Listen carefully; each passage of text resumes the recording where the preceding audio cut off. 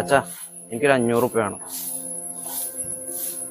അച്ഛാ എനിക്കൊരു 500 വേണമെന്ന്. അനക്കിപ്പോ എന്തിനാ 500? കഴിഞ്ഞ ദിവസം 1000 അവിടെ. അതൊക്കെ കഴിഞ്ഞു. ഞാൻ കഴിഞ്ഞ പ്രാവശ്യം കോഴിക്കോട് ഓഡിഷൻ പോയപ്പോൾ അത് തീർന്നു. ഇതിപ്പോ ഒരു പുതിയ ഓഡിഷൻ വേണ്ടിട്ടാ. അന്നോടല്ല ഇന്ന് രാവിലെ തന്നെ വക്കീലിന്റെ അടുത്ത് പോകണമെന്ന് പറഞ്ഞ് പിന്നെന്താ ഓഡീഷൻ ഒക്കെ പറഞ്ഞ് നടക്കണത്? ഇരിക്കുന്നു കേസ് കോടതി പറഞ്ഞ് നടക്കാൻ. എനിക്ക് എന്റേതായ കാര്യങ്ങളുണ്ട്. ഈ കോടതി കേസൊന്നും ഞാൻ ഉണ്ടാക്കിയല്ലോ, ഉണ്ടാക്കിയവരാണ് തീർത്താൽ മതി. അങ്ങനെയാണെങ്കിൽ എന്റെ കാര്യങ്ങൾക്ക് വേണ്ടി നേരത്തെ ഒന്ന് പൈസ ചോദിക്കണ്ടല്ലോ ചേ. അതിന് ചിന്നോടൊന്ന് ചോദിക്കണേ. അല്ല വല്ല പണിക്കും പോണ്ടേ, എന്നാലേ കയ്യിൽ പൈസ ഉണ്ടാവുള്ളൂ. ഇഷ്ടപ്പെട്ട കോഴ്സ് നിങ്ങൾ വിടാഞ്ഞിട്ടല്ലേ. ഡിഗ്രി വരെ പഠിച്ച എനിക്ക് എന്ത് ജോലി കിട്ടാനാണ്? MA വരെ പഠിച്ച സന്ദീപിന് വരെ ഇവിടെ ജോലി കിട്ടിയിട്ടില്ല. സിനിമ അറിഞ്ഞ് നടന്നാ ജോലി കിട്ടൂല. പഠിക്കണം, മനസ്സിലായാ? അച്ഛൻ എന്തിനാ ഓരോന്ന് പറഞ്ഞ ഓനെ വിഷമിപ്പിക്കണേ? ആ പൈസ അങ്ങോട്ട് കൊടുത്തേക്ക്. വക്കീലിന്റെ അടുത്തേക്ക് പോകാനല്ലേ, നമുക്ക് പോവാം. അപ്പൊ തൽക്കാലം അവന്റെ ഓഡീഷന് പോക്ക് നടക്കട്ടെ. എനിക്ക് ആ ഔദാര്യം ഒന്നും വേണ്ട. എന്റെ കാര്യമല്ലേ, അത് എനിക്ക് നോക്കാൻ അറിയാം. ഞാൻ എങ്ങനെയെങ്കിലുമൊക്കെ പൊക്കോളാം. എന്തിനാ അച്ഛൻ ഓരോന്ന് പറഞ്ഞ അവന് ദേഷ്യം പിടിപ്പിക്കണേ? അച്ഛൻ അറിയുന്നല്ലോ അവന്റെ ആഗ്രഹങ്ങളൊക്കെ. നീ കണ്ടില്ല അവന്റെ ഒരു അഹങ്കാരം? സിനിമ പറഞ്ഞാൽ അവൻ രക്ഷപ്പെടുന്ന എനിക്ക് തോന്നുന്നുണ്ടോ? ഈ വീട് എങ്ങനെ കൊണ്ടുപോകണം നിനക്കറിയുന്നതല്ലേ. അമ്മ ഇല്ലാഞ്ഞിട്ട് കൂടി നിങ്ങൾക്ക് രണ്ടാൾക്ക് എന്തെങ്കിലും കുറവ് വരുത്തിയിട്ടുണ്ടോ? ഞാൻ ഉണ്ടോ? റെഡിയാവും, വക്കീലിന്റെ അടുത്ത് പോവാ.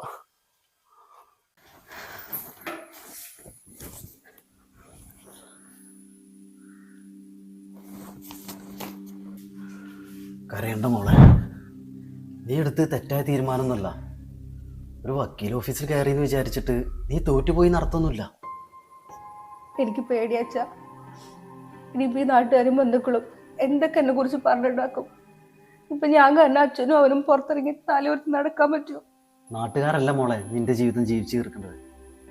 നിന്റെ സമാധാനമാണ് എനിക്ക് വലുത്.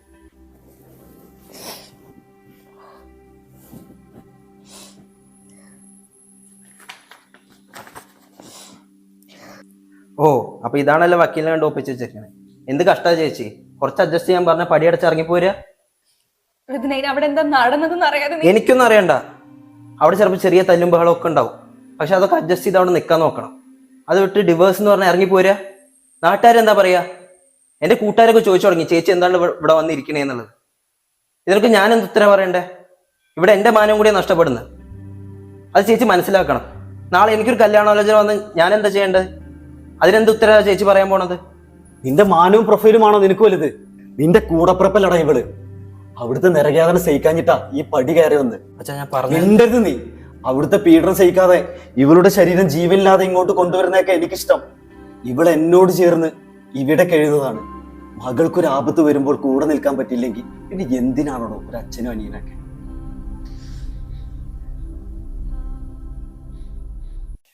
അച്ഛാ അച്ഛാ ഇതൊന്ന് നോക്കിയേ. ഇവൾക്കൊന്ന് പുതിയ ആലോചന ഉണ്ട്. പുള്ളിക്കാരൻ ഡിവേഴ്സ്ഡാണ്, 2 കുട്ടികളുണ്ട്. പക്ഷെ വിദേശത്താണ് ജോലി. പിന്നെ ഇവളെ കല്യാണം കഴിച്ചോളാന്ന് സമ്മതിച്ചിട്ടുള്ളൂ. എന്റെ ഇപ്പോഴത്തെ മാനസികാവസ്ഥയിൽ വേറൊരു കല്യാണത്തിനെ കുറിച്ച് ചിന്തിക്കാനൊന്നും എനിക്ക് പറ്റൂല. നിന്റെ ചിന്തയൊന്നും ആർക്കും അറിയണ്ട. കിട്ടുന്നതിന് കെട്ടിപ്പോവാൻ നോക്ക്. പിന്നെ ഞങ്ങളുടെ നെഞ്ചിൽ ജീവിക്കാൻ നീ വിചാരിക്കും വേണ്ട. അച്ഛന്റെ പ്രായവും എന്റെ ഭാവി നീ നോക്കണം. ഇയാളെ കണ്ടിട്ട് നല്ല പ്രായം തോന്നുന്നുണ്ടല്ലോ. എത്ര കുട്ടികളാ? 2? എന്റെ മോളെ വീണ്ടും ഒരു നരകത്തിലേക്ക് തള്ളിയിടണം നിനക്ക്. ഇനി ഇവളെ കേട്ട രാജകുമാരൻ വരുന്നതാണ് അച്ഛൻ വിചാരിച്ചത്. ഒരു ഡിവോഴ്സിക്ക് ഇതന്നെ ധാരാളം. അച്ഛൻ അയാൾ ഒരു പ്രൊഡ്യൂസറാണ്. അടുത്ത പടത്തിൽ എനിക്കൊരു അവസരം തരാൻ ആൾ പറഞ്ഞിട്ടുണ്ട്. പിന്നെ ഇവളായിട്ട് വരുത്തി വെച്ച കാര്യം ഇവളായിട്ട് തന്നെ തീർക്കട്ടെ. മോളായിട്ട് ജീവിക്കാൻ നാണല്ലേ ശവമേ? സ്വന്തം ചേച്ചിയുടെ ജീവിതം വെച്ചിട്ടാണ് സിനിമയിൽ ചാൻസ് വയ്ക്കുന്നത്. ഇറങ്ങി പോകാൻ എന്റെ മുന്നിൽ നിന്ന്. നിങ്ങൾ ഇവളെയും കെട്ടിപ്പിടിച്ചുകൊണ്ടിരുന്നോ? അവസാനം നിങ്ങൾ വിഷമിക്കും.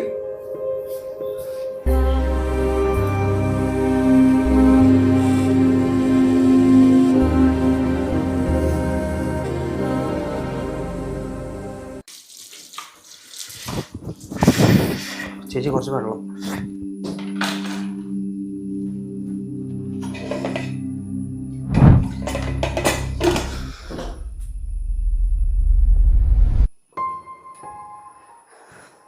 ഇന്നൊന്നും ആയില്ല അല്ലേ?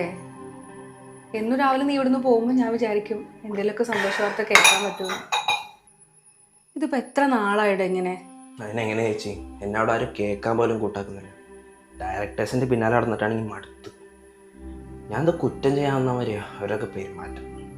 എടാ നീ ഈ സിനിമ മോഹൊക്കെ വിട്ട് വേറെ വല്ല പണിക്കും പോയിക്കൂടെ? നീ ഒന്ന് നോക്കൂ, ഒരു ഡിഗ്രിയെങ്കിലും ഉണ്ട് നിനക്ക്. നിന്റെ കൂടെ പഠിച്ചവർക്കിപ്പോൾ നല്ല ജോലിയായി. നീ ഒരു കാര്യം ആലോചിക്കണം, നമ്മുടെ അച്ഛന് പ്രായമായി എന്നുള്ളത്. ഇനി എത്ര നാളാ നീ ഇങ്ങനെ തന്നെ നടക്കാൻ പോകുന്നേ? നിനക്കത് പറയാം. നീ ഒരുത്തൻ്റെ ഒപ്പം ജീവിക്കാൻ പോയിട്ട് എന്തായി? പാതി വീട്ടിൽ ഇട്ടിട്ട് പോകുന്നില്ലേ? നിനക്ക് ഈ വീട്ടിൽ യാതൊരു റോളും ഇല്ല. ഞാനൊരു പാഷന്റെ പിന്നാലെ പോകുന്നത്. അതിന് വെറുതെ പുച്ഛിക്കരുത്. നീ എന്താണോ പറഞ്ഞത്? ഞാൻ പാതി വഴി ഇട്ടിട്ട് പോന്നോ? ഞാൻ ഡിവോഴ്സായി വന്നതേ എന്റെ അഹങ്കാരം കൊണ്ടല്ല. നരകത്ത് കിടന്ന് ചാവണ്ടാന്ന് വിചാരിച്ചിട്ട് ഞാൻ ഈ പടിവാതിൽ കയറി വന്നത്. അപ്പൊ നീ എന്താ ചെയ്തേ? നിന്റെ സിനിമ ക്യാമറ എന്ന് പറഞ്ഞ് നീ നടന്നില്ലേ? നീ ഇങ്ങനെ നടക്കുമ്പോഴേ നാട്ടുകാരുടെ മുന്നിൽ ചോദ്യങ്ങൾ ഫേസ് ചെയ്യുന്നത് ഞാനും അച്ഛനാ, നീയല്ല. അതിന് ഞാൻ എന്ത് പിഴച്ചു? ഞാൻ എന്റെ പാഷൻ ഇമ്പോർട്ടൻസ് കൊടുത്താണോ പ്രശ്നം? എനിക്ക് നാട്ടുകാർ മുന്നിൽ തലയുർത്ത് നടക്കണം, അല്ല നിന്നെ പോലെ ജീവിതത്തിൽ ഒളിച്ചോടാൻ എനിക്ക് പറ്റില്ല. അവൾ ഒളിച്ചോടിയതല്ലോ ഇതിനെ. ഒരു തെറ്റായ ജീവിതത്തിൽ നിന്ന് ധൈര്യത്തോടെ എഴുന്നേറ്റ് നടക്കാൻ പഠിച്ചവളാ. ഒരു പെണ്ണ് ഒറ്റയ്ക്ക് ജീവിക്കാൻ തീരുമാനിക്കുന്നത് എത്ര വലിയ പോരാട്ടമാണെന്ന് നിനക്കറിയോ?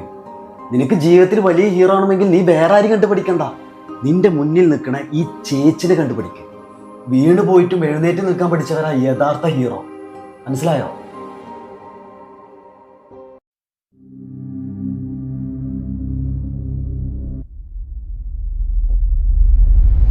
എന്ന് തുടങ്ങി നിനക്ക് ഈ ശീലമൊക്കെ?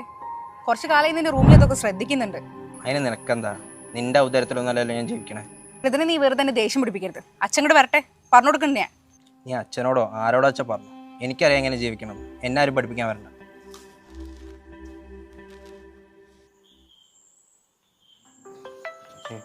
സാറാണല്ലോ വിളിക്കുന്നത്. ഹലോ. ഹലോ, എന്തൊക്കെ ഇതിനെ സുഖാണോ? ആ സുഖമാണ് സാർ. എന്തായി കാര്യങ്ങളൊക്കെ? അച്ഛനോട് സംസാരിച്ചോ? മീൻ എന്താ പറഞ്ഞേ? ഞാൻ അച്ഛനോട് സംസാരിച്ചു സാർ, പക്ഷേ ചേച്ചിക്ക് താല്പര്യമില്ല എന്നാ പറഞ്ഞത്. ഓ അങ്ങനെയാണോ? എന്താ നീ ആ റോളങ്ങ് മറന്നേക്ക്. ഇനി ചാൻസ് റോൾ എന്നൊക്കെ പറഞ്ഞ് എന്നെ വിളിക്കാൻ നിൽക്കണ്ട. Hello sir. Hello hello hello.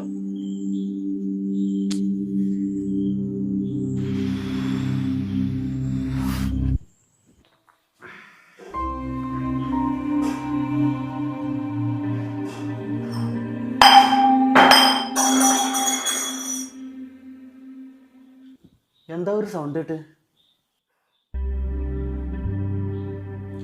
എന്റെ ഫ്യൂച്ചറെ പറ്റി ഇവിടെ ആർക്കും ടെൻഷൻ ഇല്ലല്ലോ. എല്ലാവർക്കും അവരവരുടെ കാര്യം. എന്നെ നോക്കാൻ ഇവിടെ ആരുമില്ല. അതിനിപ്പോ ഇവിടെ എന്തൊരിതിനും ഉണ്ടായേ? മിണ്ടരുത്. നീയാണ് കാരണം. ഇവിടെ വന്ന് എനിക്ക് ഭ്രാന്ത് പിടിക്കുക.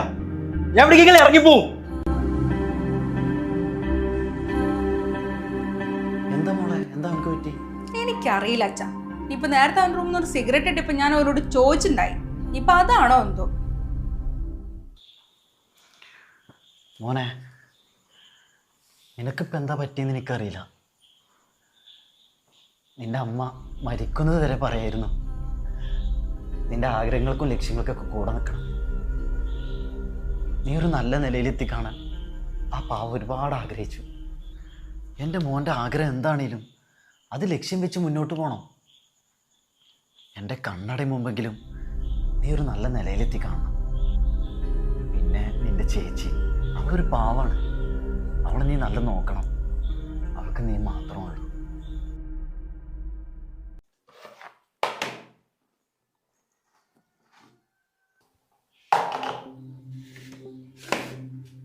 ഞാനാ ചോദിച്ച കോഴ്സിന്റെ ഫീസ് അച്ഛൻ്റെ അടുത്ത് പൈസ ഇല്ലല്ലേ? ഇനി എത്ര നാൾ എന്നോട് ബുദ്ധിമുട്ടിക്കാൻ അച്ഛൻ ഉദ്ദേശിക്കുന്നേ? നാട്ടുകാരും മുന്നിൽ ഡിവോഴ്സ് എന്നുള്ള പരിഹാസം മാത്രമാണെങ്കിൽ പോട്ടെ വെക്കാം. വീട്ടിലാണെങ്കിലും അതിലും വലിയ അവഗണന. മോളെ, ഞാൻ നിന്നെ അവഗണിച്ചോന്നല്ല.